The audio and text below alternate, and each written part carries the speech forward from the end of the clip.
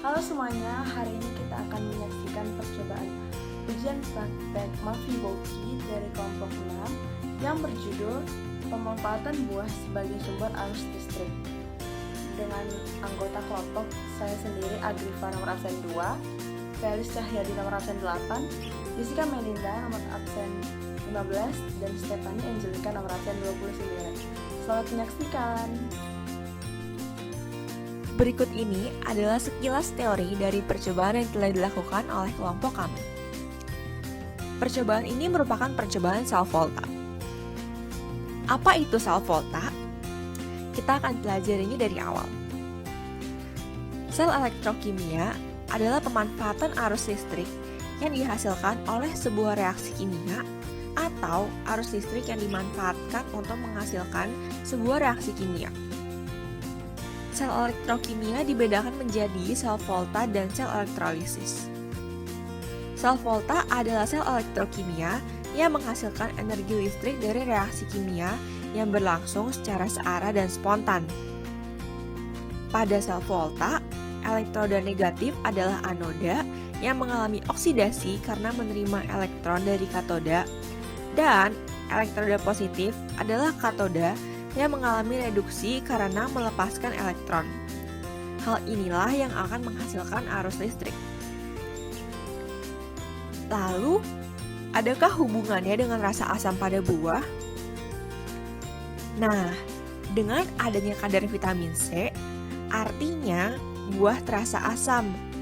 Dan karena asam inilah, maka buah dapat menjadi larutan elektrolit yang dapat menghantarkan listrik pada percobaan volta dan menyalakan lampunya.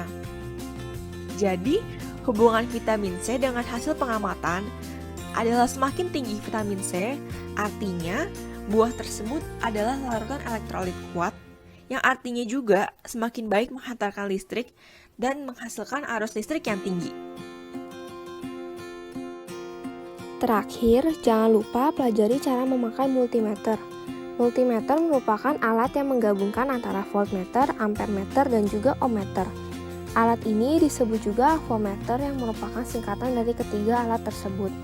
Alat ini disebut juga multitester karena sering digunakan untuk mengetes suatu rangkaian apakah masih baik atau tidak.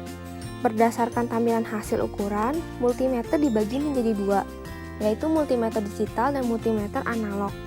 Nah, dalam percobaan kali ini kami menggunakan multimeter digital. Dalam membaca hasil pengukuran, hasil dari multimeter digital ini sangat mudah dibaca karena hasil ukur sudah berupa angka yang tepat. Cara penggunaannya sangatlah mudah. Sebagai contoh untuk mengukur arus listrik. Pertama-tama, atur posisi saklar selektor ke DCA. Lalu, pilih skala yang sesuai dengan perkiraan arus yang akan diukur. Lalu, lepaskan capit buaya dengan lampu. Lalu, hubungkan prop atau pen yang berwarna hitam dengan capit buaya yang terhubung dengan paku. Sedangkan, hubungkan pen yang berwarna merah dengan capit buaya yang terhubung dengan lempengan tembaga. Dan terakhir, catat hasil pengukurannya.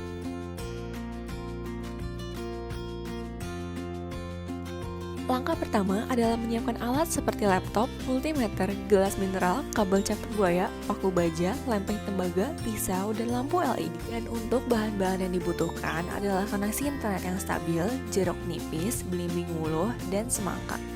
Untuk percobaan menggunakan buah utuh, maka kita harus membuat celah terlebih dahulu pada buah dengan menggunakan pisau sebagai tempat anoda dan katoda diletakkan. Pada percobaan menggunakan sari buah, maka kita harus terlebih dahulu memblender buah atau memeras jeruk nipis untuk mengambil airnya dan meletakkan anoda dan katoda pada wadah yang tersedia. Pada percobaan potongan buah, tusuk paku yang berperan sebagai anoda dan lempeng tembaga sebagai katoda pada buah. Pastikan jarak antar paku dan lempeng tembaga tidak berdekatan.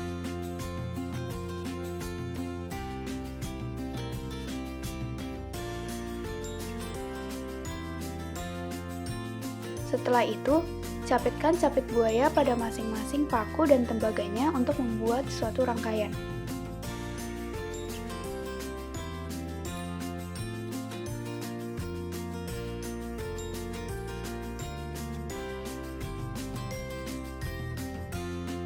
Pada percobaan menggunakan jus atau sari buah, jepitkan sabit buaya terlebih dahulu pada paku dan lempeng tembaganya agar memudahkan kita saat akan mencelupkannya ke jus atau sari buah. Atau bisa juga membuat rangkaiannya terlebih dahulu, baru menuangkan jus atau sari buahnya seperti yang ditunjukkan pada video. Kemudian menghubungkan lempeng tembaga sebagai katoda dan paku sebagai anoda dengan bantuan kabel capit buaya dan dihubungkan pada lampu LED. Gunakan pen yang terdapat pada multimeter untuk memeriksa besar tegangan dan juga besar arus listrik.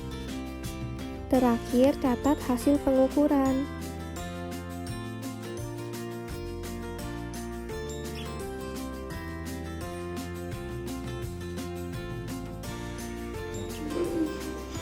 Berarti pengantarnya itu ini.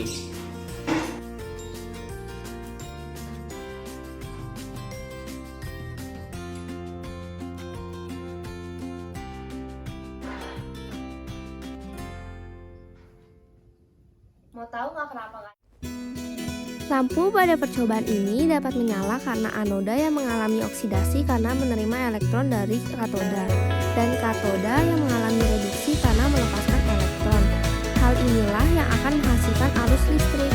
Arus listrik ini dihantarkan oleh kandungan asam pada buah yang berperan sebagai elektrolit, dan juga oleh kandungan air sehingga lampu dapat menyala. Pada percobaan ini, seharusnya semua lampu dapat menyala. Namun, pada percobaan menggunakan perasan jeruk nipis, lampu tidak menyala. Kemungkinan disebabkan oleh kesalahan saat percobaan.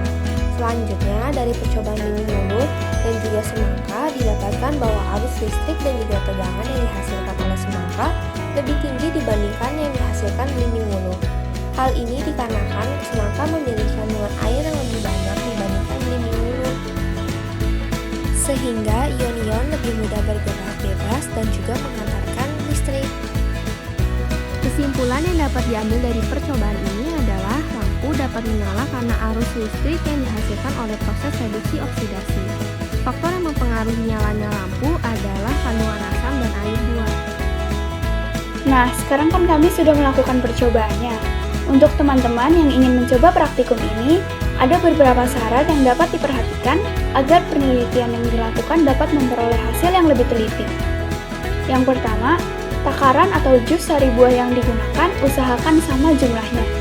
Ini berpengaruh agar luas bidang, lempengan maupun paku yang tercelup ke dalam jus atau sari buah dan yang tertusuk ke dalam buah potongan besarnya sama.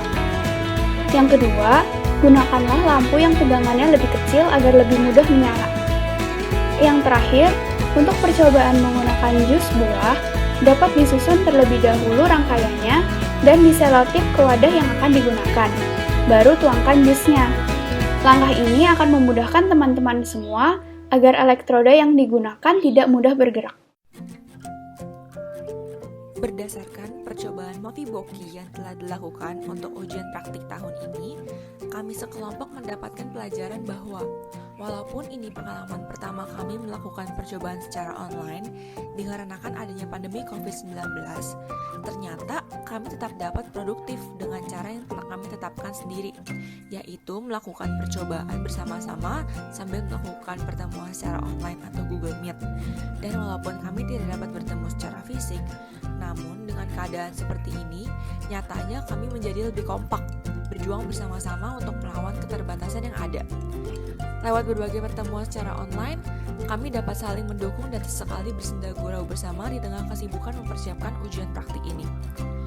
Kami sekelompok juga bersyukur dengan adanya pandemi ini, ternyata kami bisa menemukan cara baru untuk melakukan percobaan tanpa bertemu secara langsung dan semakin mendorong kami untuk berpikir dan menyelesaikan masalah sebagai tim, hingga kami pun pada akhirnya bisa menyelesaikan ujian praktik ini dengan hasil yang memuaskan dan meraih keberhasilan bersama.